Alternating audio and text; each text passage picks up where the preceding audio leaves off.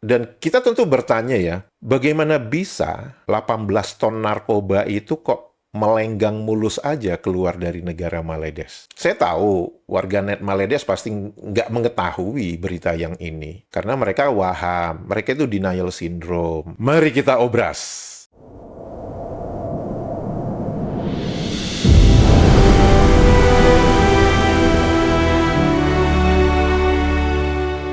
Halo, apa kabar semuanya teman-teman? Semoga kita semua dalam keadaan sehat walafiat. Amin ya robbal alamin. Selamat datang di kanal Obras, obrolan santai bareng Supriyadi. Teman-teman, seperti kita ketahui, ada banyak peristiwa yang terjadi dimulai dari awal bulan Agustus tahun 2026 di Indonesia, dan itu terkait dengan Maledes. Kalau kita mengimbas kembali, bulan Agustus tahun 2025, tepatnya di akhir bulan Agustus tahun 2025, kita mengetahui ada demonstrasi besar-besaran. Dan demonstrasi itu mengakibatkan salah seorang nyawa pengemudi ojol itu meninggal dunia. Untuk video kali ini, saya akan memberikan reaksi atas video yang diunggah oleh Benix, di mana beliau memberikan analisa beliau tentang apa yang terjadi tahun kemarin, Agustus 2025, dan mengapa polanya itu masih terulang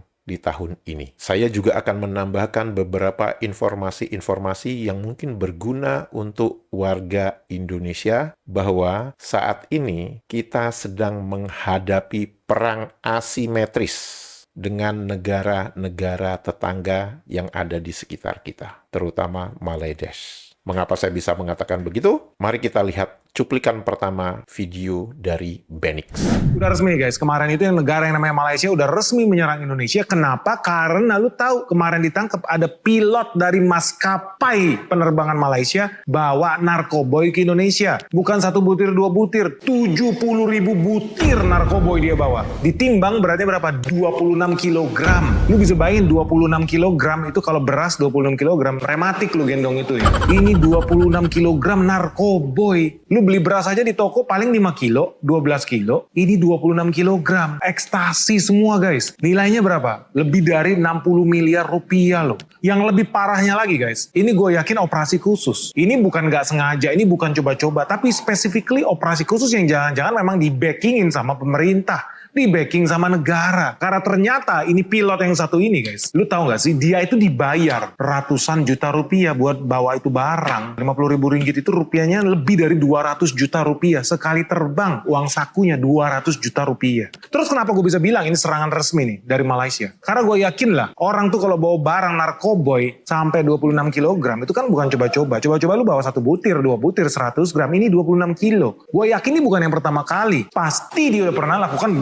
berulang-ulang kali. Pertama mungkin lo ngetes bawa 1 butir. Kedua lo tes bawa 20 butir. Ketiga lo mungkin tes bawa 5 kilo, 10 kilo. Sampai kemudian lo pede bawa 26 kilo. Nah, teman-teman, apa yang disampaikan oleh Benix ini mempunyai dasar alasan yang sangat kuat. Mengapa? Karena ternyata si pilot maskapai penerbangan Malaysia Airlines itu mengaku kepada polisi Indonesia ketika dia pertama kali ditangkap bahwa itu adalah aksi ketiga yang dia lakukan menyelundupkan narkoba. Aksi pertama itu dia lakukan di dalam negerinya Maledes ketika dia pergi ke Sabah atau Sarawak. Aksi kedua adalah ketika dia menyelundupkan sabu-sabu seberat 7 kg ke Jakarta dan saat itu lolos. Dan ini adalah aksi ketiga. Menurut pengakuannya, dia membawa 26 kg.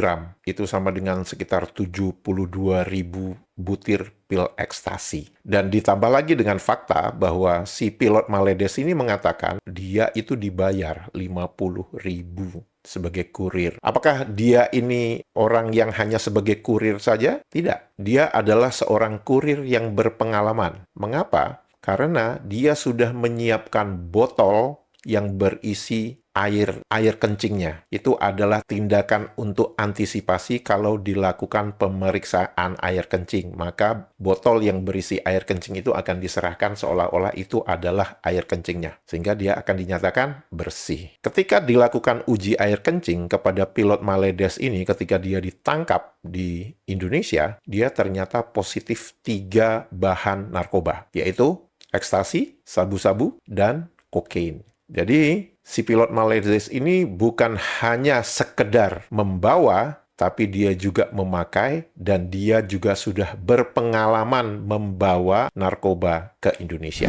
Nah, tentu kita bertanya ya, kan katanya Maledes itu, terutama bandara KLIA-nya itu dinyatakan sebagai 10 bandara terbaik di dunia dengan skor yang hampir sempurna. Ini adalah berita pada tanggal 17 Maret 2025. Bandara KLIA adalah di antara 10 bandara terbaik menurut survei kualitas pelayanan bandara. Apa saja sih parameter penilaian mereka? KLIA itu hampir mendapatkan nilai yang sempurna, yaitu 4,99 dari angka 5 yang itu adalah angka sempurna. Ini adalah penghargaan yang memvalidasi usaha-usaha bandara dan komitmen yang diberikan untuk memberikan pelayanan yang istimewa serta keefisienan operasional. Kenapa saya ketawa, teman-teman? Karena saking efisiennya bandara KLIA itu, pilot maskapai penerbangan Malaysia Airlines ini sudah menyelundupkan narkoba sejak tahun 2024. Maledes nggak boleh marah dengan saya. Ini berita ditulis oleh Bernama pada tanggal 16 Agustus 2026. Pilot ditahan di Jakarta dicurigai sudah menyelundupkan narkoba sejak tahun 2024. Dan ini juga pernyataan dari polisi Malaysia yang menginterogasi pilot Maledes ini di Jakarta. Hal yang menarik, teman-teman, pihak dari bandara KLIA itu ingin cuci tangan, ingin terlihat bersih. Mengapa? Ya, karena kan mereka ingin mempertahankan bandara terbaik mereka itu. Dia mengatakan apa? Pilot yang membawa 26 kg narkoba itu bisa lolos dari alat pemindai itu tanpa bantuan dari orang dalam.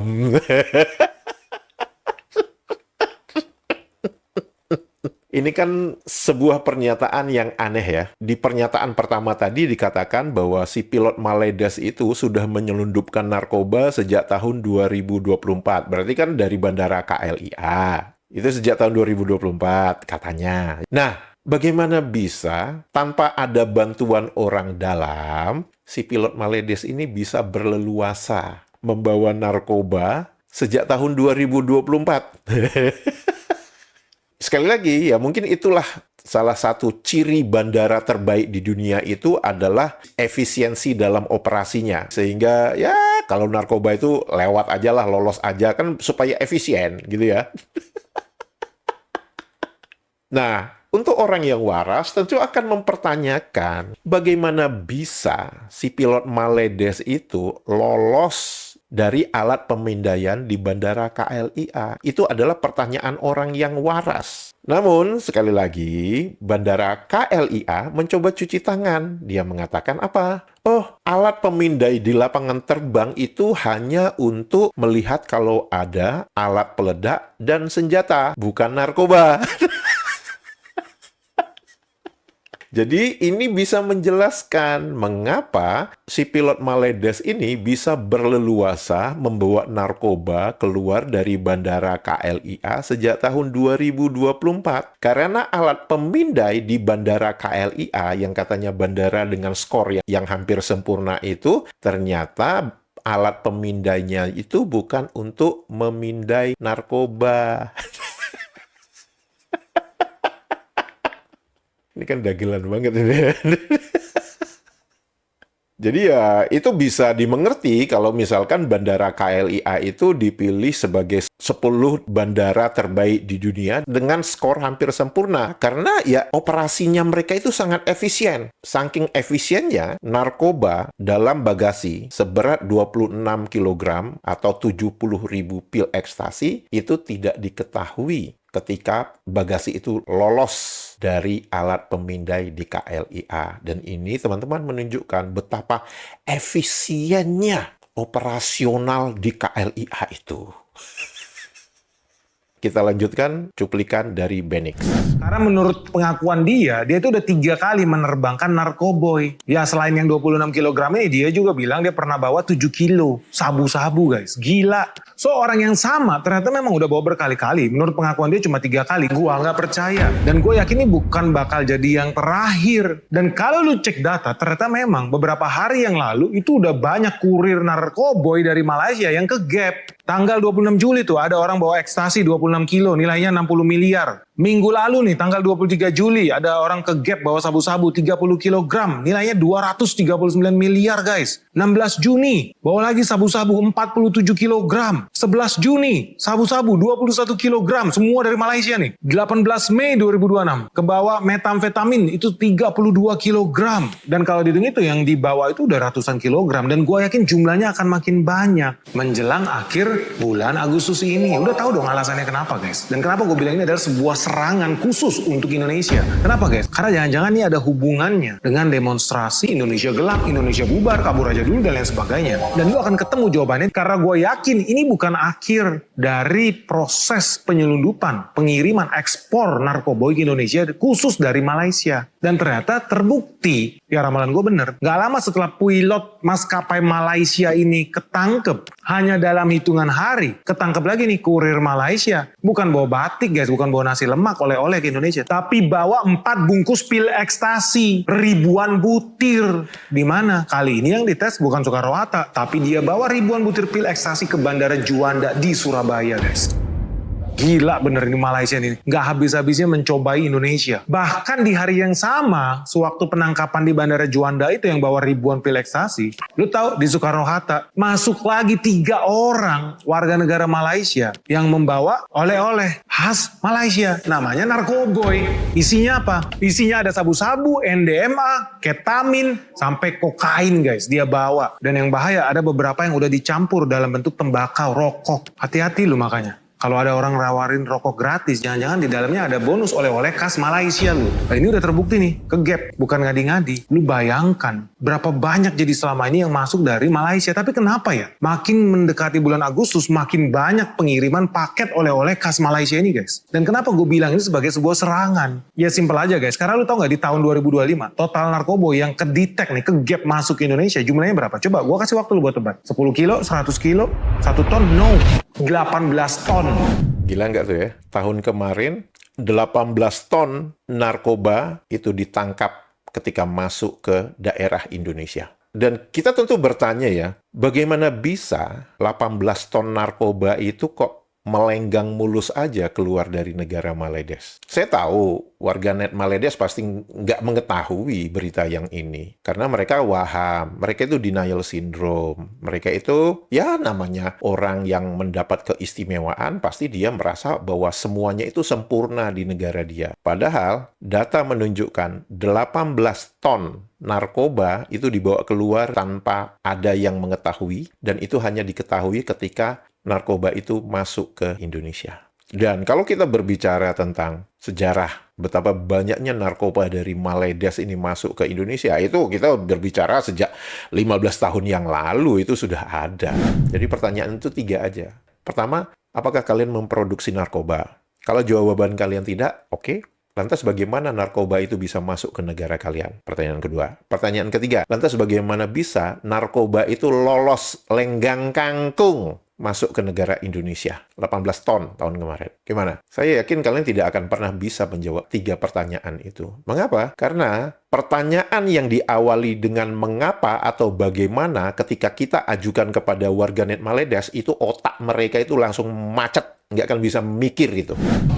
Dan mayoritas dari mana? Malaysia. Dan ini bukan akhir. Gue kasih tahu loh, makin mendekati akhir bulan Agustus, akan masuk lagi bertonton narkoboy dari Malaysia. Makanya lu harus hati-hati. Karena ini semua ada hubungannya. Sama apa? Ya orang-orang yang hari ini sedang merancang demonstrasi rusuh di Indonesia. Kenapa? Ya karena mereka pengen Indonesia bubar. Indonesia hancur, Indonesia chaos. Dan kenapa gue bilang ini sebagai operasi khusus? Ini bukan program bandar biasa, ini bukan pengiriman biasa guys. Ini bukan Coba-coba kurir pada umumnya, no, ini operasi khusus. Karena kalau lu lihat historinya tahun lalu, udah tertangkap tangan guys. 5 orang pejabat tinggi militer loh di Malaysia. Sebagai apa? Dalang dari operasi ekspor narkoboy dari Malaysia loh. Ngeri nih. Dan kenapa gue bilang ini operasi khusus? Karena sama jumlahnya. Ketika mereka ke Gap, lu bisa lihat nih, di Straits Times, mereka ngaku, mereka itu bayar 50.000 ringgit alias 200 juta rupiah, sama persis dengan bayaran pilot maskapai Malaysia Airlines kemarin itu loh. Sama persis jumlahnya. Jadi ini operasi khusus. Levelnya udah apa? Tentara guys, level militer. Diserang kita ini habis-habisan. Karena apa? Kalau lu pakai pikir logika, lu hari ini mau pergi liburan ke Singapura, lu mau pergi ke Malaysia, ini lintas negara nih, lintas border. Jujur-jujuran aja lah, masa koper lu gak dicek? Di x-ray, cek bea cukai, cek imigrasi, banyak banget. Dari Indonesia lu mau pergi ke Malaysia aja mungkin ada 3 kali x-ray kali.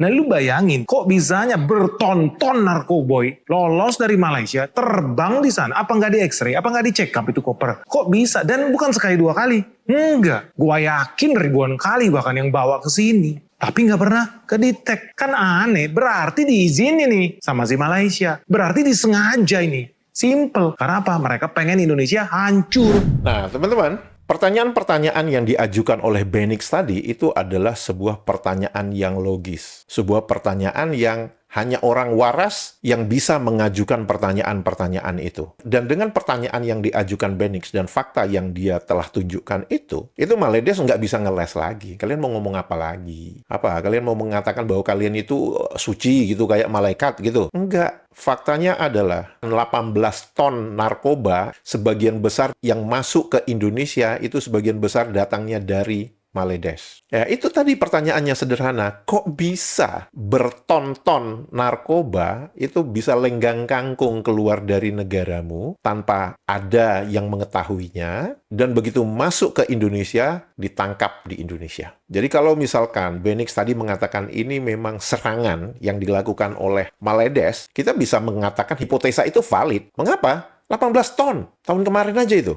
bisa lolos dari negaramu. Kita berhipotesa, boleh. Ini disengaja. Untuk apa? Ya, untuk menghancurkan generasi muda Indonesia. Kan kita mengetahui, tahun 2045, Indonesia itu diproyeksikan akan mengalami jumlah penduduk muda terbanyak yang produktif. Dan itu, kalau kita bisa memanfaatkannya, maka negara Indonesia akan mengalami kemajuan yang sangat pesat. Sedangkan di Maledes, sejak tahun 2021, mereka sudah menjadi negara yang menua. Dan diproyeksikan pada tahun 2045, Maledes itu menjadi negara tua. Sedangkan di Indonesia, tahun 2045 diproyeksikan menjadi negara dengan generasi produktif terbanyak. Itu tentu sebagai ancaman untuk Maledes. Karena Maledes tidak akan mungkin bisa bersaing dengan Indonesia pada saat itu kalau generasi muda Indonesia yang mayoritas itu adalah generasi produktif. Jadi bagaimana caranya? Ya dirusak mulai sekarang aja. Nah,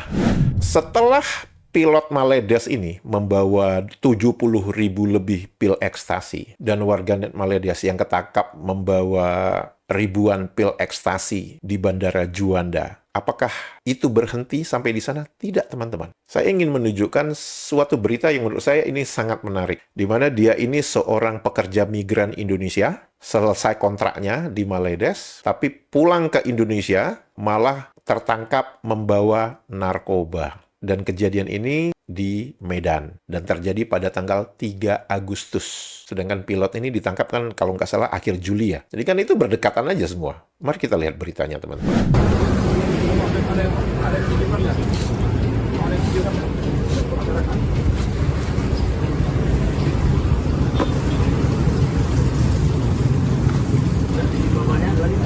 Jadi baju siapa? Bajumu ya?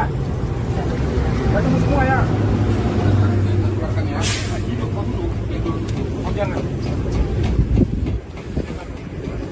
Ini baju siapa nih? Bajumu? Baju saya. Baju kau semua ya? Yang 2 ini baju saya. Ya, ya udah. Ini apa? Ini siapa yang apa nih? Obat apa? Tidak tahu. Obat kuat. Obat apa? Obat kuat. Hah? Ya. Ini bajumu ya? Ya. Ya udah. Kau yang masuk ke dalam. Kau yang masuk ke daftar. Barangnya. Nah, teman-teman bisa melihat ya, ini kejadiannya pada tanggal 3 Agustus 2026. Jadi ada 8 kilogram sabu-sabu dibawa masuk dari Maledes ke Indonesia. Hal yang menarik teman-teman adalah pernyataan yang diberikan oleh Bareskrim atau pihak Bea Cukai ya dari pihak Indonesia. Mari kita dengarkan pernyataan pejabat ini. Dari Tanjung Balai kemudian ada yang membantu yang bersangkutan untuk menuju ke loket bus ALS. Tujuannya adalah menuju Surabaya. Pada saat menuju loket bus ALS dilakukan penangkapan oleh anggota kami. Dan di dalam tasnya yang dibawa serta di badannya terdapat hasil penggeledahan terdapat 8 kilogram narkotika jenis sabu. Itu yang kami ungkap beberapa hari kemarin. Dari pengakuannya udah berapa kali ya membawa barang, Pak? Ini sebenarnya pekerja migran karena paspornya resmi, ada paspornya. Kemudian pekerja migrannya juga resmi.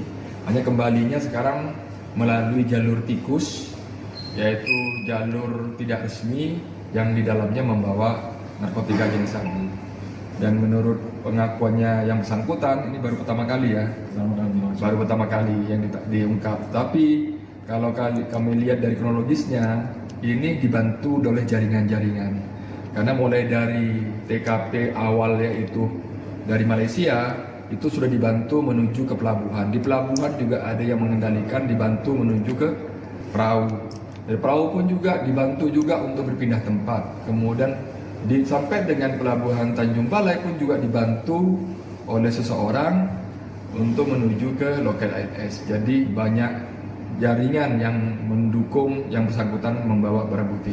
Nah, teman-teman sudah mendengar pernyataan dari pejabat Indonesia ini, bahwa ini ada jaringannya. Dengan jelas disebutkan bahwa dari Maledes itu sendiri sudah diatur, supaya dia bisa melewati jalur tikus untuk keluar dari Maledes. Jadi mulai dari sana aja kita sudah mengetahui bahwa nggak mungkin kalau nggak ada orang dalam, kan?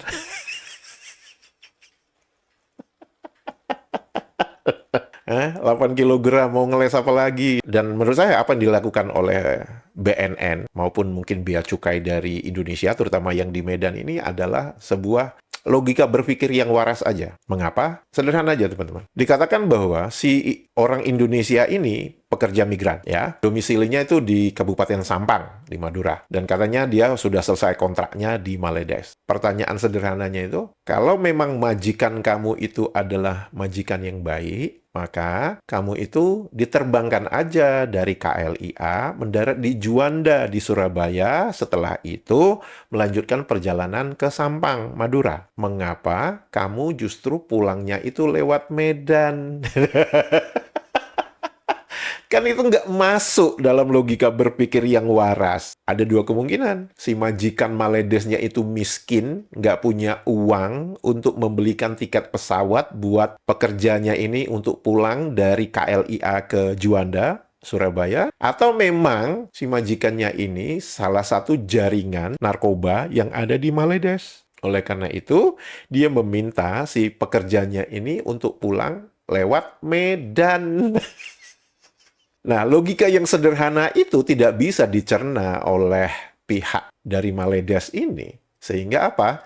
Ya, 8 kilogram itu lewat aja di pelabuhan mereka di Maledes sana, ya kan? Kami menggunakan teknologi kecerdasan buatan. Ya, cerdas banget lah itu. Saking cerdasnya bego. Ini adalah kejadian pertama setelah pilot Maledes itu tertangkap. Kejadian kedua lebih gila lagi, teman-teman. Itu adalah penyelundupan narkoba jenis ketamin sejumlah 1,3 ton. Itu dari kapal. Nah, kalau saya baca beritanya itu, kapal itu berbendera Tanzania, ya. Berbendera Tanzania, tapi tidak ada satupun awak kapalnya itu orang Tanzania.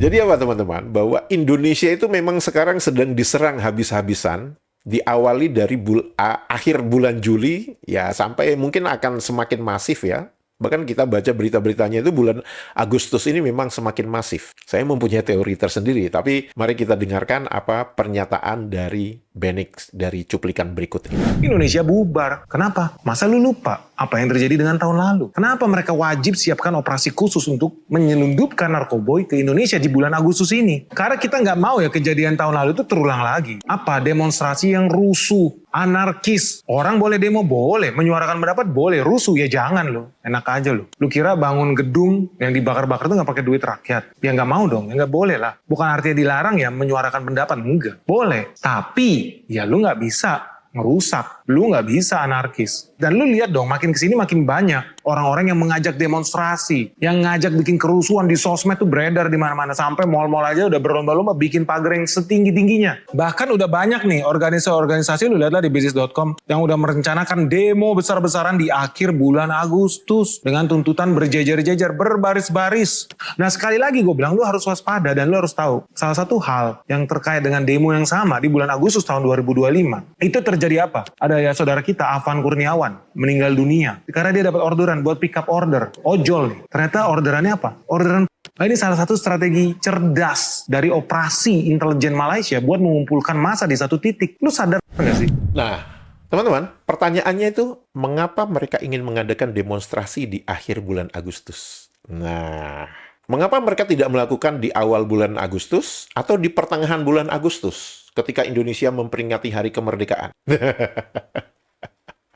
Apakah suatu kebetulan juga bahwa di akhir bulan Agustus itu adalah diperingati sebagai harinya Maledes? 31 Agustus itu kan sebenarnya hari diberi merdekanya Malaya. Apakah itu suatu kebetulan? Kalau kita melihat tahun kemarin ya teman-teman, demonstrasi yang Indonesia gelap, dan semuanya itu demonstrasinya diadakan di akhir bulan Agustus, berdekatan. Bahkan mungkin pada tanggal 31 Agustus kalau nggak salah. Itu bertepatan dengan hari diberi merdekanya Maledes. Teman-teman bisa melihat nggak bahwa ini adalah perang asimetris. Maledes ingin menunjukkan pada tanggal 31 Agustus mereka bersuka cita memperingati diberi merdekanya mereka oleh Inggris. Sedangkan Indonesia pada tanggal 31 Agustus mengalami demonstrasi besar-besaran. Teman-teman bisa melihat, orang akan melakukan perbandingan. Nih, lihat nih, Indonesia rusuh, Maledes, sukacita, aman, sejahtera. Lihat nggak? Dan mengapa demonstrasi besar-besaran itu tidak dilakukan pertengahan bulan Agustus? Karena keamanan di Jakarta itu akan dalam siaga 1. Karena Indonesia memperingati hari kemerdekaan.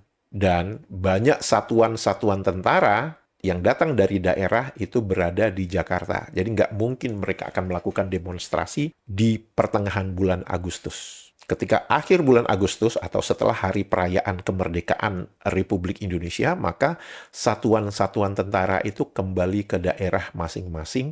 Dan artinya kekuatan tentara dan kepolisian di Jakarta itu berkurang. Dan kesempatan itu digunakan di akhir bulan Agustus, bertepatan dengan hari diberi merdekanya Maledes. Sehingga dunia bisa melihat betapa jomplangnya antara Indonesia dan Maledes ini.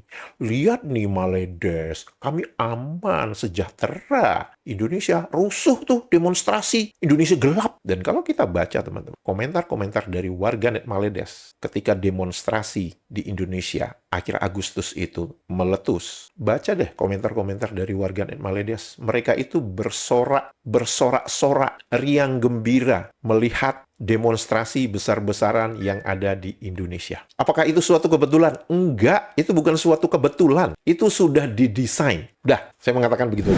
Namun teman-teman, kalau teman-teman perhatikan perkembangan untuk bulan Agustus tahun ini, sebelum tanggal 17 Agustus, tentu teman-teman mengetahui ada demonstrasi yang sebenarnya untuk saya sebagai orang Indonesia ini sangat menyinggung perasaan saya dan membuat saya marah.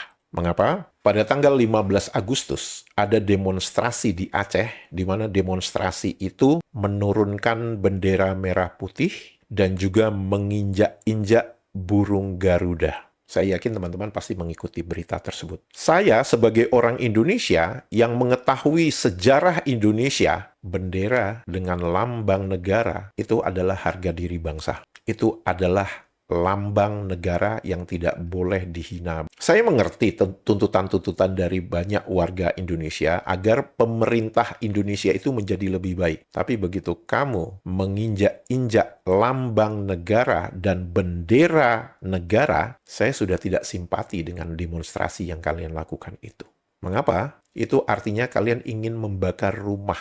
Kalian bukan ingin mengganti pengurus rumah, kalian justru ingin membakar rumah itu sendiri. Dan kita juga baca komentar-komentar dari warganet Maledes, di mana mereka mengatakan, wah kami mendukung Aceh untuk merdeka. Ya, teman-teman bisa baca kan? Bahkan ada yang mengatakan bahwa burung Garuda itu berhala. Lihat nggak teman-teman? Ini betul-betul contoh yang namanya perang asimetris. Dia ingin mengatakan bahwa lambang negara itu tidak ada artinya. Coba deh, kita ubah aja itu, kita modifikasi itu. Salah satu lambang negaranya Maledes kan adalah rajanya. Coba kita ubah aja foto dari rajanya mereka. Pasti mereka ngamuk-ngamuk. Nah, ketika mereka mengatakan, oh burung Garuda itu adalah berhala, memang kami tidak menyembah berhala. Ini adalah cara-cara provokasi yang mereka lakukan agar kita tidak menghormati lambang negara. Lambang negara itu adalah segalanya. Banyak cerita perjuangan di lambang negara itu. Banyak cerita perjuangan di bendera negara Republik Indonesia itu. Itu bukan sekedar lambang atau berhala yang disembah. Itu tidak disembah, itu dihormati. Mengapa? Karena perjalanan sejarah yang panjang dari Indonesia. Apa yang dilakukan oleh warganet Maledes dengan mengatakan bahwa burung Garuda itu berhala, itu sebenarnya cara mereka untuk mengecilkan nilai sejarah Indonesia itu sendiri. Dan mereka ingin membuat bahwa, oh, menghina lambang negara itu nggak apa-apa. Coba kalau lambang negara lu gua hina, lu marah nggak? Pasti marah kan? Nah, oleh karena itu saya katakan bahwa warganet Maledes ini memang waham, denial syndrome. Mereka akan mengatakan, oh yang melakukan kan orang Indonesia sendiri. Iya, tapi kenapa kamu bersorak-sorak? Apakah kamu memang menginginkan Indonesia itu hancur? Oleh karena itu saya katakan, teman-teman, ini perang asimetris. Dan kembali lagi, kalau misalkan warganet Maledes itu mengatakan burung Garuda itu berhala, yang tidak layak untuk dihormati, disembah, lantas bagaimana dengan judi kasino yang kalian miliki? Mungkin kalian tidak hormati, tapi kalian nikmati. Gitu kan? Kalian nikmati uangnya itu.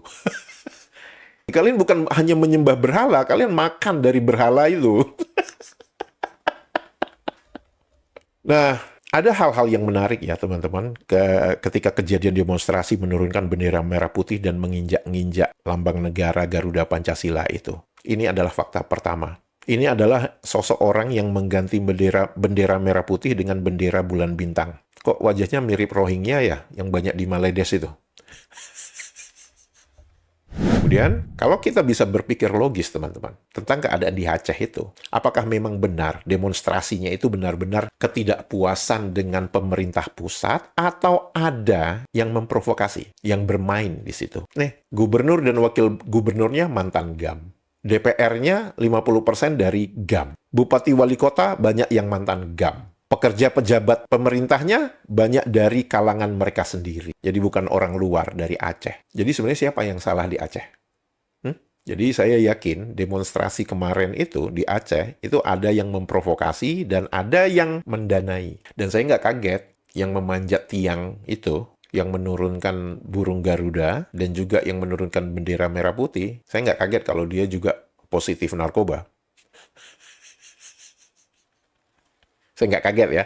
Bukan saya menuduh, tapi saya nggak kaget kalau dia positif narkoba. Gitu ya. Nah, sekarang kita teruskan mendengar cuplikan dari videonya Benix. Lu sadar nggak sih, ketika demo kemarin itu banyak orderan palsu, fake order datang dari Malaysia. Pura-pura anterin paket, pura-pura Pak jemput saya, tapi dikoordinasikan buat terjadi pengumpulan ojol di mana? Di gedung DPR, di gedung DPRD lah, di gedung KPK lah, di gedung MPR lah. Lu bisa lihat, ada orang order 10 nasi geprek lah, 10 nasi uduk lah, 10 ayam goreng lah. Tolong anterin ke gedung DPRD Jawa Barat. Ada lagi yang pesan orderan tolong anterin ke gedung MPR. Ada lagi yang pesen anterin ke gedung KPK, ke gedung sate di Bandung, ke Senayan. Dan lu bisa lihat banyak orderan-orderan palsu itu, fake order itu datangnya dari luar negeri di hari yang sama, di jam yang sama, dan ini terkoordinasi. Karena orderannya bukan 1-2 biji, orderan itu ribuan. Nah, ini kan menarik ya teman-teman. Berarti kan orderan yang dilakukan, katakanlah dari Maledes itu, berarti ada kumpulan orang di Maledes yang mengikuti siaran langsung demonstrasi yang ada di Indonesia. Betul? Sehingga dengan cara seperti itu mereka bisa melakukan order melalui Grab, memesan makanan atau apapun. Sebab semua tujuan dari pemesanan makanannya itu adalah kayak kalau nggak ke Senayan, ke gedung DPR, ke gedung sate yang di Bandung. Artinya apa teman-teman? Itu bukanlah suatu kebetulan. Sekali lagi saya katakan, ini ada polanya, ini ada desainnya. Saya membaca komentar dari beberapa teman-teman warganet Indonesia ketika saya mengatakan bahwa memesan makanan dari tempat di mana tidak kita berdomisili, maksudnya kayak saya berbicara negara, itu adalah sesuatu hal yang aneh. Dan ada beberapa tulisan mengatakan, oh bisa kok. Nah, mari kita dengarkan seterusnya apa yang dikatakan Benix ini mengenai pemesanan makanan melalui ojol ini. Guys, dan lu masih bisa lihat jejak digitalnya. Tuh, dia bilang apa di chattingnya? Tak perlu hantar bang, nanti abang bahagi sama-sama teman abang. Saya lagi di Malaysia, semoga Indonesia kembali sembuh. Terus ada tuh Yami tuh, dari Twitter. Guys, I just found out that you can support Indonesian Grab Riders katanya. Lu bisa bantuin nih. Support Indonesian Grab Riders. Karena lu sekarang bisa bikin pengiriman, delivery di Indonesia. Agustus 30, 2025. Jadi dari sini lu udah bisa lihat ya, ternyata banyak fake order yang dilakukan dari luar negeri ke Indonesia. Gunanya apa? Pengumpulan massa. Pura-pura minta jemput lah, ngirim barang lah, order makanan lah. Begitu sampai di situ zong. Nah, itulah yang terjadi dengan saudara kita Afan Kurniawan yang kemudian apa? Hilang nyawanya di situ. Kita nggak mau ini terulang lagi lah. Dan lu nggak bisa bilang ini ngadi-ngadi. Kayak karena buktinya bertaburan di mana-mana. Bahkan lu lihat salah satu operator ojol itu mengakui. Lu baca sendiri nih, kompas.com. Apa dia bilang? Pesanan Grab dari luar negeri melonjak. CNN Indonesia, lonjakan pesanan makanan sewaktu demo banyak dari luar negeri. Kompas.com lagi nih, terjadi peningkatan orderan di tanggal 30 sampai 31 Agustus 2000. Perhatikan, tanggal 30-31 Agustus. Apakah itu suatu kebetulan dengan hari diberi merdekanya Maledes? 25 dari nomor-nomor luar negeri, dari nomor-nomor dengan kode nomor asing. So, ini bukan fake story. Yang gue lagi share sama lo adalah fakta yang kejadian di tahun lalu. Strategi khusus buat menghancurkan Indonesia. Strategi untuk mengumpulkan massa. Begitu dikirim fake order ini ke ribuan ojol seluruh Indonesia. Puluhan ribu orang berkumpul di satu titik. Modalnya cuma paket data. Lu udah tahu next apa yang terjadi. Tinggal disulut supaya terjadi kemarahan, supaya terjadi kerusuhan. Dan kenapa gue bilang ini sebagai sebuah serangan? Simple guys. Kalau memang kayak orang Malaysia tadi bilang ini kan tujuannya amal. Mau bantu supaya driver tuh dapat kerjaan segala macam. Simple. Lu kan bisa ngirim nasi bungkus itu ke panti asuhan. Ke tempat-tempat ibadah. Ke tempat anak yatim. Kenapa kok kirim paketnya spesifik banget ya? Ke Senayan. Ke gedung DPR. Ke kantor wali kota. Lu harus curiga dong. Ini maksud lu mau amal kah? Atau strategi pengumpulan massa? Dan ini logika yang diberikan oleh Benix ini sangat menarik teman-teman. Mengapa? Karena kalau memang niatnya ingin membantu pengemudi ojol itu, mengapa justru yang diarahkan ke tempat-tempat pusat-pusat demonstrasi? Dan menurut saya analisis yang dia lakukan ini atau timnya ini memang spot on, ya, memang tajam. Dan itu tidak bisa diberikan alasan-alasan yang ngasal, nggak bisa. Karena ini polanya itu sudah terpetakan dengan sangat jelas, ya. Jadi kalau memang kamu niatnya ingin membantu, ya udah. Kenapa kamu membantunya justru malah mengarahkan pengemudi ojol itu ke titik-titik pengumpulan massa, gitu kan ya? Ya, kalau memang ingin bantu Maledes ini, ya udah, kalian kirim aja ke panti asuhan gitu, ke tempat anak yatim gitu kan ya. Tapi ya seperti kita tahu, warganet Maledes ini kan memang suka ingin pamer gitu ya. Nih gua bantu nih, ini gua bantu kan gitu kan. Polanya kan selalu seperti itu. Bantunya dikit, keluar-keluarnya gede gitu.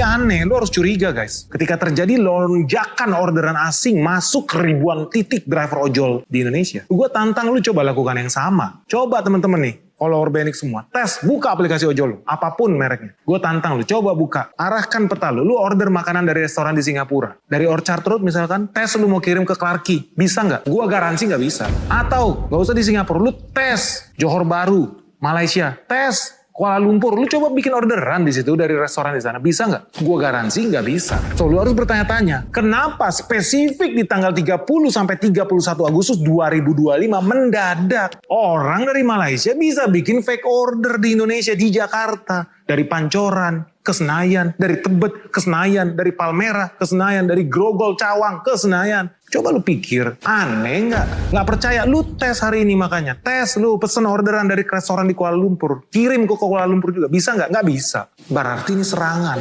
Dan inilah fungsinya narkoboy. Karena kemarin mereka gagal demonstrasinya. Kenapa? Karena narkoboynya kurang banyak amat. Teman-teman, tahun kemarin saya memang membaca komentar dari seorang, nggak tahu, warga negara Indonesia atau nyamar sebagai warga negara Indonesia. Dia mengatakan, oh bisa kok, saya bisa ngambil laundry, minta ojol saya untuk mengambil. Waktu itu saya sedang ada di Thailand atau di Singapura atau di mana begitu. Saya bisa mesen ojol di Indonesia untuk mengambil laundry dan diantar laundrynya ke rumah saya. Jadi dia membuat contohnya itu adalah di Indonesia. Jadi dia sedang berada di luar Indonesia, tapi dia bisa mengakses pengemudi ojol dan meminta pengemudi ojol untuk mengantarkan barang di Indonesia. Nah, apa yang diminta oleh Benix adalah sebaliknya. Rakyat Indonesia membeli makanan di Maledes dan minta itu diantar makanan itu ke alamat tertentu di Maledes. Dia mengatakan itu pasti tidak bisa. Pertanyaannya, mengapa di Indonesia bisa, tapi di Maledes dan di Singapura tidak bisa? Teman-teman harus ingat, Grab itu pusatnya di Singapura. Apakah itu disengaja? Ya iyalah. Teman-teman silahkan coba aja apa yang diminta oleh Benix ini. Mungkin ya teman-teman punya saudara atau apa di Maledes sana. Coba aja pesan makanan, terus suruh pengemudi ojol di Maledes untuk mengirimkan makanan itu ke alamat saudara teman-teman yang ada di Maledes. Bisa nggak? Kalau nggak bisa, itu artinya apa teman-teman? Itu ada desain besarnya. Jadi kita itu jangan mau dibodoh-bodohin lah sama si Maledes ini. Di mana dia mengatakan, oh, kami ini warga negara yang baik, kita ini serumpun, kita ini saling membantu saudara kita kalau mereka ditimpa kesusahan. Pret! Emang kita nggak tahu siapa sih yang memasok narkoba ke Indonesia?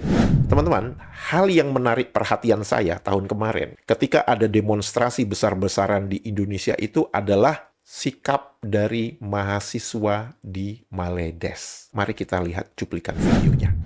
Mandiri mengecam sekeras-kerasnya tindakan penahanan terhadap saudara Dil Pedro, pengarah eksekutif Lokataru Foundation, Syadan Husin, aktivis Indonesia, serta Karik Anhar, aktivis mahasiswa, oleh pihak Kepolisian Republik Indonesia, bahwa penangkapan tersebut dilakukan secara paksa tanpa menunjukkan surat perintah rasmi dan tanpa alasan munasabah. Tindakan ini jelas pelanggaran prinsip demokrasi dan pencabulan hak asasi manusia. Bayangkan ya, ini adalah pencabulan demokrasi. Lu Perdana Menteri dipilih langsung oleh rakyat ya? Enggak. Lu mengatakan bahwa pencabulan hak demokrasi, gitu ya? Lu mengatakan itu ada hak pencabulan demokrasi. Udah deh, kalian jangan mengajari Indonesia tentang demokrasi. Indonesia itu lebih punya pengalaman yang luas tentang demokrasi ketimbang kalian. Dan mari kita dengarkan selanjutnya. Dalam sebuah negara demokrasi, rakyat berhak untuk bersuara, berhak untuk berorganisasi, dan berhak berhimpun secara aman. Ini bermakna kepimpinan Prabowo Subianto menunjukkan pengkhianatan terhadap demokrasi dan hak asasi manusia. Nah, dia mulai menyerang Presiden Republik Indonesia. Dia mengatakan bahwa ini melanggar hak asasi, demokrasi, bla bla bla bla. Ya, kita sabar dulu. Saya ingin menunjukkan sesuatu fakta yang menunjukkan bahwa si mahasiswa Maledes ini hanya bisa melihat semut di seberang lautan, tapi gajah di pelupuk mata mereka itu mereka tidak bisa melihatnya. Kami menuntut pihak pemerintahan Indonesia untuk membebaskan. Lu siapa mau menuntut pemerintah Indonesia itu? Lu siapa? Lu nggak ngaca. Emangnya lu milih pemerintah Indonesia? Lu bukan warga negara. Apa urusan lu mau menuntut itu apa urusan lu? Semua aktivis mahasiswa, aktivis rakyat yang telah pun ditahan, diintimidasi oleh aparat polisi di sana. Kami juga menuntut untuk pemerintahan Indonesia menghentikan segala bentuk kekerasan. Pak Prabowo Subianto, kami mahasiswa Malaysia memerhati setiap gerak-geri dan pelanggaran hak asasi yang kami Emangnya kita rakyat Indonesia tidak memperhatikan mahasiswa Maledes itu kayak apa? Emangnya kita bangsa Indonesia tidak memperhatikan kelakuan warganet Maledes itu kayak apa? lakukan ke atas mahasiswa dan rakyat Indonesia. Kami tidak akan berdiam diri dan akan terus memperkuatkan suara-suara kawan di sana apabila kami mendapat kabar berita bukan sahaja suara mereka dibungkam tetapi media juga dikawal. Dia mengatakan media dikawal. Emangnya di Maledes media tidak dikawal gitu? Dengan sangat ketat oleh pemerintahan Indonesia. Kami tidak akan teragak-agak untuk memperluaskan dan memperkuatkan suara-suara ke seluruh pelosok dunia bagi mewakili kawan-kawan gerakan mahasiswa di Indonesia. Nah, kami tidak akan teragak-agak, katakan, gitu kan ya. Kami tidak akan teragak-agak. Emangnya lu pikir kita teragak-agak untuk membuka topeng kalian itu? Tapi begitulah adik-beradik. Walau kita berkelahi, tetapi bila ada yang sakit, bila ada yang ditindas, bila mereka memerlukan, kita akan ada dan akan berdiri bersama dengan mereka. Yang terakhir pidato ini dia berusaha kan kalau kita istilahnya ada good cop, bad cop ya. Jadi polisi baik, polisi jahat. Nah, kalau ini dia berusaha untuk jadi polisi baik gitu kan. Kita dengarkan tadi kan orasi yang dilakukan oleh dua mahasiswa Maledes itu kan kelihatan ingin melakukan permusuhan kepada Indonesia. Terus diakhiri sama si mahasiswa Maledes ini mahasiswa apa bukan sih, kok kelihatan tua banget. Yang mengatakan, oh kita ini saudara, kita ini, alah gombal loh.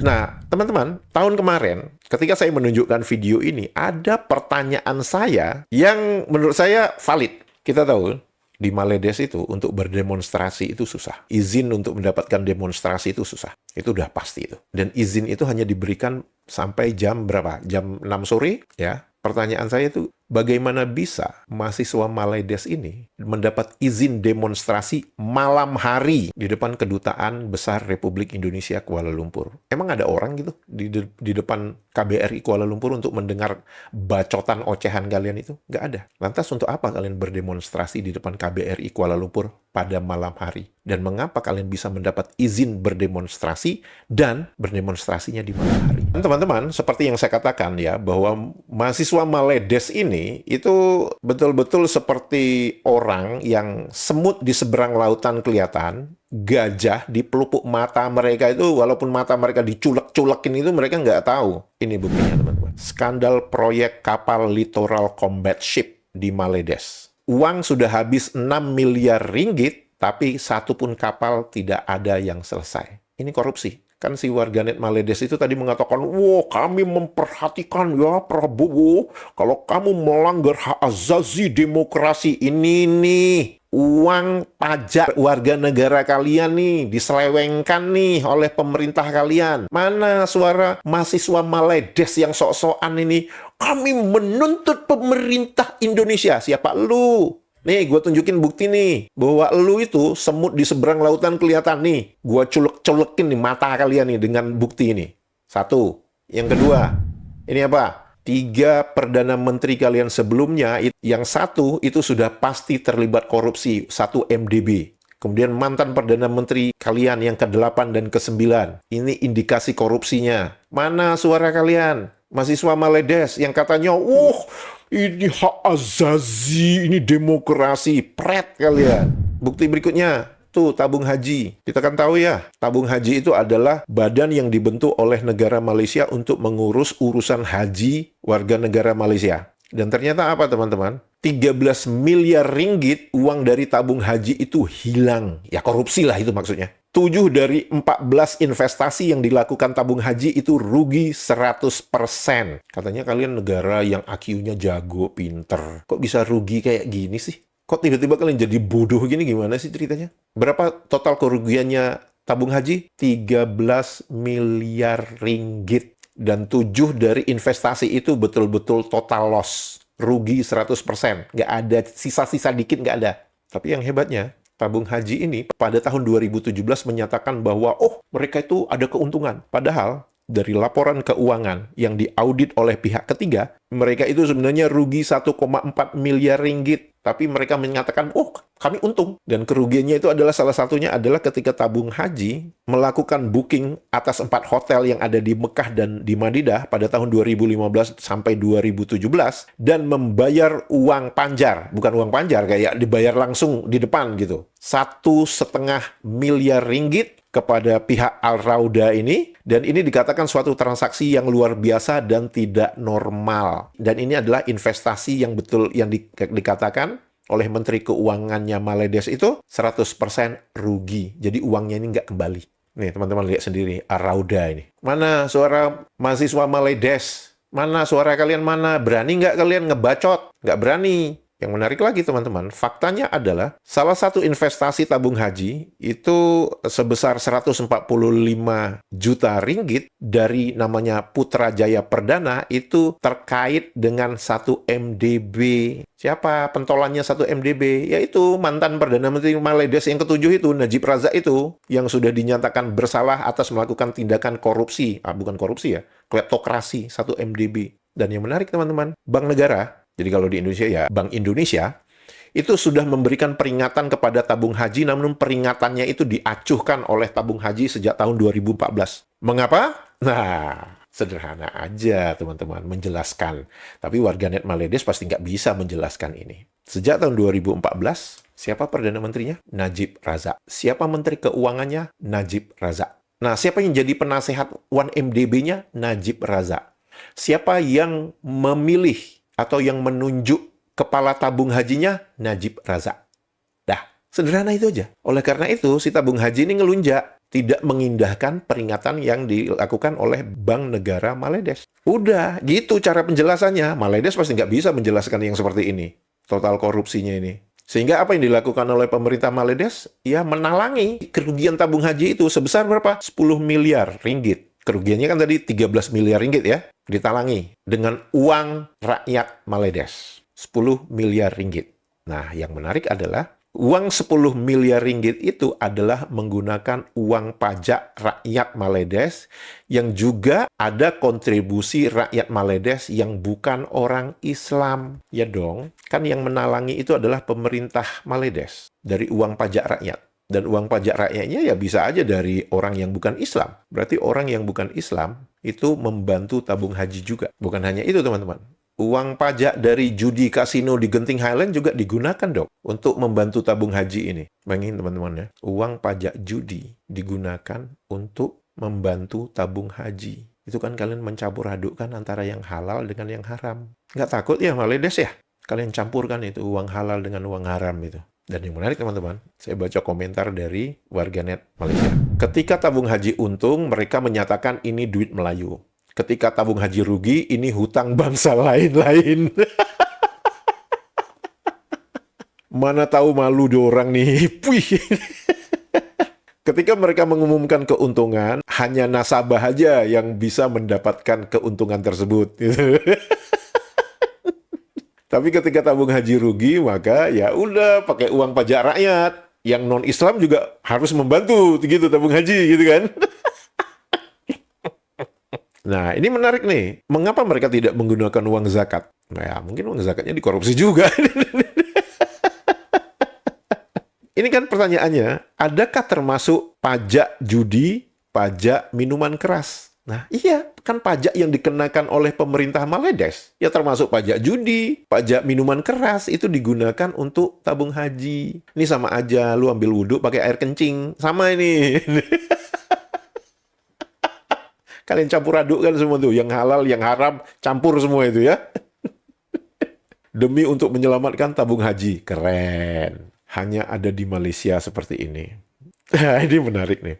Rakyat Malaysia, bermaksud Cina juga, itu harus membayar hutang tabung haji selesai setelah 1 MDB. Jadi orang Cina ke Mekah bisa dapat diskon dan dapat hibah juga.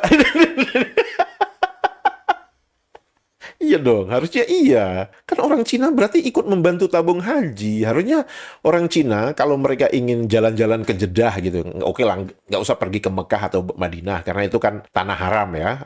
Artinya untuk orang Islam saja. Oke lah, berarti orang Cina kalau mereka ingin jalan-jalan ke Jeddah, harusnya disubsidi oleh tabung haji juga. Mengapa? Ya orang Cina membantu membayar tabung haji ini. Jadi secara logika tabung haji itu harus berterima kasih kepada orang Cina. Dan bagaimana cara berterima kasihnya? Ya kalian beri subsidi lah orang Cina untuk jalan-jalan pergi ke Jeddah. Gitu. Orang yang sakau, tapi orang lain yang harus bayar. Betul. Nah, mana suara mahasiswa Maledes? Saya nggak dengar tuh suara mahasiswa Maledes mengenai tabung haji ini. Bukankah pajak orang Cina itu haram untuk menyelamatkan institusi Islam yang maha suci? Nah, kena kan lu? Makanya kalian tuh jangan sombong. Nah, kena kan lu? Bayangin teman-teman ya. Ini tabung haji, urusan ibadah, salah satu rukun Islam. Tapi kalian campurkan uang itu dari uang pajak judi, uang pajak minuman keras. Kalian masukkan semua itu ke dalam tabung haji. Keren kan? Orang Melayu ini satu bangsa yang unik. Bermiliar uang orang Melayu kena sakau, maksudnya kena sakau itu dikorupsi, seperti tabung haji, Velda. Dia tidak takut dan dia tidak risau. Yang dia paling takut adalah DAP. DAP ini adalah partai politik yang anggotanya itu sebagian besar orang Cina. Tipe M-nya Maledes ini memang gampang banget dibodoh-bodohi gitu. Dikatakan aja, oh orang Melayu nggak apa-apa, korupsi nggak apa-apa. Asal pokoknya jangan DAP aja. Nah, apakah berhenti di tabung haji ini? Enggak. Velda ini kayak ini ya, teman-teman, jadi Velda ini adalah sebuah badan yang dimana badan ini bertanggung jawab kepada orang-orang yang membuka daerah baru, ya. Orang-orang yang membuka lahan baru gitu ya. Jadi mereka ada yang namanya Velda. Jadi Velda ini biasanya orang-orang, ya kadang-kadang banyak orang Indonesia yang datang ke Maledes, kemudian mereka diberi lahan untuk mereka membuka misalkan lahan kelapa sawit atau apa semuanya itu, kemudian kelapa sawitnya dijual. Jadi dan Velda ini adalah badan yang mengurus mereka ini semua. Dan Velda ini juga mengalami mismanagement katanya. Ya korupsi lah gitu. Berapa? 10 miliar ringgit. Jadi bayangin teman-teman, yang tadi berapa tabung haji 13 miliar ringgit, yang ini Velda 10 miliar ringgit dikorupsi. Dan Velda ini dipegang oleh orang tipe M semua. Tabung haji ya pasti dipegang oleh tipe M semua. Kan tabung haji, Islam gitu kan ya. Tapi Islam juga mereka korupsi 13 miliar ringgit. Velda yang Melayu ini juga dikorupsi juga 10 miliar ringgit gitu kan ya. Udah. Pertanyaannya, mana suara mahasiswa Maledes ini mana? Kok nggak ada suara kalian? Kok kayak iklan apa? Mobil Panther itu. Nyaris tidak terdengar gitu. Mari kita mendengar cuplikan terakhir dari Benix. Masa iya? Emang apa hubungannya guys? Simple. Sekali lagi gue bilang, lu demonstrasi boleh. Menyuarakan pendapat boleh. Anarkis nggak boleh. Dan aneh, kok mahasiswa yang katanya terpelajar tapi anarkis? Kok bisa? Simple. Kalau orderan nasi uduk lu nanti dicampur narkoboy. Nasi bungkus lu lagi dicampur narkoboy, heroin, kokain, sabu-sabu supaya orangnya makin beringas, brutal, makin berani berbuat onar. Hati-hati guys, makanya orang tua, murid di sini.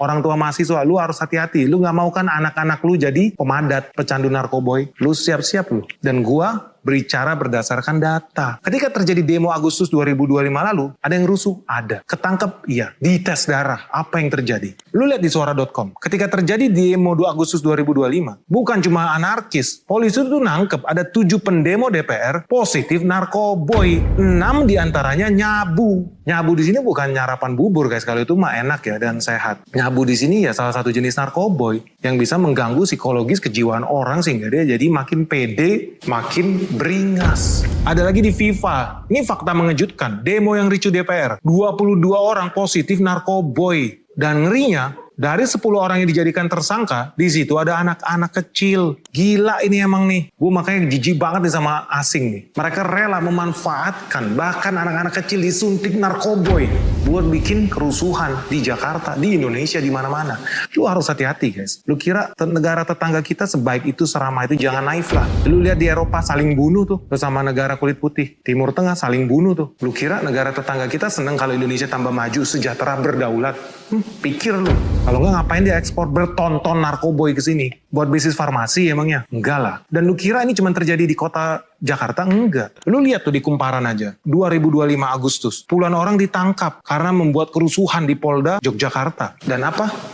Positif narkoboy. Ini gue bicara berdasarkan fakta. Bahkan kemarin aja nih guys, di bulan Juni 2026, sempat ada demo sedikit rusuh di Surabaya. Dari situ pas gue baca demo rusuh, oh selesai. Mereka sudah mengkonsumsi oleh-oleh khas Malaysia. Ketika terjadi demo yang rusuh di Surabaya, 10 orang nih orang-orang perusuh itu, ternyata 6-nya positif narkoboy. Makanya gue gak usah heran, kalau nanti jadi diadakan demonstrasi nih di Jakarta, pasti beberapa hari sebelumnya bakal dibagi-bagikan narkoboy dalam jumlah besar. Dan ini udah diwanti-wanti ya, dari kemarin tuh gue udah lihat, beberapa media pun sempat capture, di beberapa grup perusuh-perusuh ini, demonstran ini, influencer-influencer ini, memang bangsat mereka. Mereka apa yang mereka lakukan? Bagi-bagi tramadol, bagi-bagi obat guys. Menjelang apa? Demo Agustus. Ini kurang ajar ini memang guys. Sekarang mereka belajar dari kegagalan mereka tuh tahun lalu. Bikin kerusuhan di Indonesia. Sekarang supaya berhasil demonstrasi itu. Mereka udah siapin bagi-bagi nasi bungkus, bagi-bagi nasi kotak, campur narkoboy. Nah menurut lu gimana nih guys? Menurut lu Indonesia harus diem aja atau enggak? Ini udah bahaya sih. Karena menurut gue ini udah serangan yang terstruktur. Dilakukan secara masif dan terencana. Menurut gue ini Indonesia harusnya mengajukan protes nih. Kementerian Luar Negeri harus bikin nota. Nah, teman-teman, dari video ini ya teman-teman, kita bisa melihat benang merahnya. Pertama, pasokan narkoba itu 18 ton tahun kemarin aja. Itu sebagian besar datangnya dari Maledes. Objektifnya untuk merusak generasi muda Indonesia dalam jangka waktu yang lama. Ya, dalam 20 tahun ke depan, sampai tahun 2045. Kemudian, ada benang merah juga, fake order. Order yang zong, yang dilakukan oleh warganet Maledes ketika demonstrasi besar-besaran di Indonesia pada tahun 2025 kemarin. Kemudian, kalau kita baca komentar dari warganet Maledes di kolom-kolom komentar yang mereka seneng banget melihat demonstrasi besar-besaran itu di Indonesia. Dan bagaimana mereka mempunyai muka yang berbeda. Demonstrasi yang dilakukan oleh mahasiswa Maledes di KBRI Kuala Lumpur tahun kemarin itu sebenarnya justru membuka topeng mereka sendiri. Bahwa memang ada unsur-unsur asing, ante-ante asing yang ingin menghancurkan Indonesia. Dan ini yang saya katakan ini perang asimetris. Nah, di akhir dari videonya Benix itu, dia mengatakan apakah memang perlu Indonesia mengajukan nota diplomatik kepada Maledes. Saya setuju banget. Kalau Indonesia secara resmi mengajukan nota diplomatik kepada Maledes. Mengapa? 18 ton narkoba tahun kemarin itu sebagian besar dari negara kalian. Itu fakta. Dan bahkan setelah pilot maskapai penerbangan Malaysia Airlines itu ditangkap, semakin banyak narkoba mulai masuk ke Indonesia. Artinya kan itu ada pembiaran dari negara kalian. Jadi saya sangat setuju kalau pemerintah Indonesia mengirim nota diplomatik kepada Maledes. Benerin negara lu nih. Ada yang nggak bener dengan negara lu nih. Teman-teman, seperti yang saya katakan ya, bahwa ini adalah perang asimetris. Kita tidak bisa melihat sesuatu itu hanya dari luarnya saja. Kita harus bisa melihat latar belakangnya apa. Dan kita sudah bisa melihat. Mereka sudah mulai mencoba melakukan demonstrasi. Seperti apa yang terjadi di Aceh pada tanggal 15 Agustus kemarin. Jadi kepada seluruh rakyat Indonesia, terutama warganet Indonesia yang menonton kanal ini, kita tidak bisa berdiam diri saja. Karena kita sedang menghadapi perang asimetris. Narasi-narasi yang mencoba menghina negara Indonesia, apapun itu. Narasi-narasi yang mencoba mengecilkan lambang negara dan simbol negara itu harus dilawan. Dan kita harus menampol balik kalau ada warganet Maledes yang berani menghina simbol dan lambang negara Republik Indonesia. Mengapa? Karena kita sekarang dalam era perang asimetris. Teman-teman, jika video ini informatif dan membuat hari-hari Anda menjadi riang gembira, jangan lupa jempolnya dan komentarnya. Untuk itu saya mengucapkan terima kasih. Sehat walafiat selalu. Siapa kita?